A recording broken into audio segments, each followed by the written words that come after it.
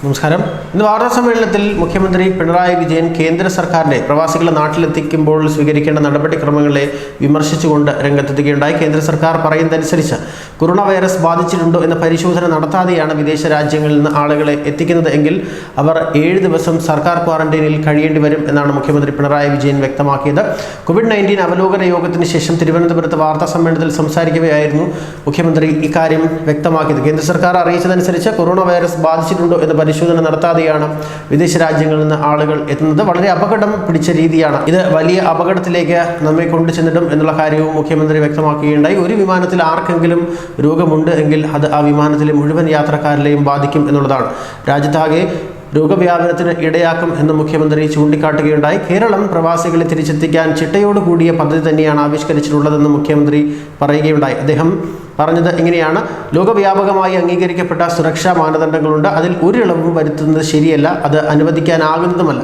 വിദേശങ്ങളിൽ നിന്ന് പ്രവാസികൾ എത്തേണ്ടത് പ്രധാനമാണ്. എന്നാൽ ആളുകൾ വരുമ്പോൾ കോവിഡ് വ്യാപനം തടയുക എന്ന പ്രധാന ലക്ഷ്യത്തിന് വ്യതിചലിക്കാൻ നമുക്ക് കഴിയില്ല. ലോകം അംഗീകരിച്ച ആരോഗ്യ സുരക്ഷാ മാനദണ്ഡങ്ങൾ ലംഘിക്കപ്പെടുന്നത് വളരെ ദൗർഭാഗ്യകരമായ ഒരു കാര്യമാണ്.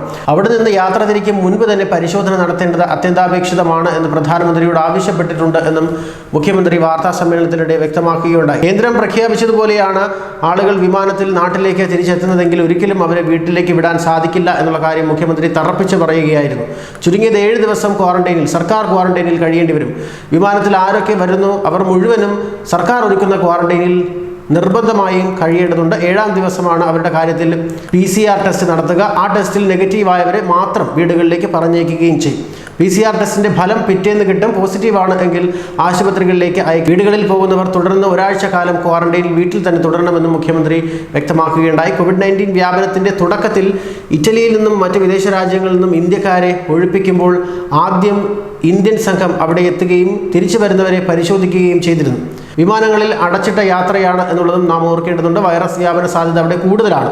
അതുകൊണ്ട് തന്നെ ഇക്കാര്യത്തിൽ പുനഃപരിശോധന വേണം എന്ന് കേന്ദ്രത്തോട് ആവശ്യപ്പെട്ടിട്ടുണ്ട് എന്ന് മുഖ്യമന്ത്രി വ്യക്തമാക്കുകയുണ്ടായി. വിദേശത്തു നിന്ന് വരുന്നവർക്ക് ക്വാറന്റൈനിൽ കഴിയുമ്പോൾ ആന്റിബോഡി ടെസ്റ്റ് വ്യാപകമായി നടത്താൻ ഉദ്ദേശിക്കുന്നുണ്ട്. അതിന് ആന്റിബോഡി ടെസ്റ്റ് കിറ്റ് ആവശ്യമുണ്ട്. 2 ലക്ഷം antibody test kit Kerala order നൽകിയതായും മുഖ്യമന്ത്രി വാർത്താ സമ്മേളനത്തിനിടെ അറിയിക്കുകയും ചെയ്തു. ന്യൂസ് ഡെസ്ക് പ്രവാസി മലയാളി.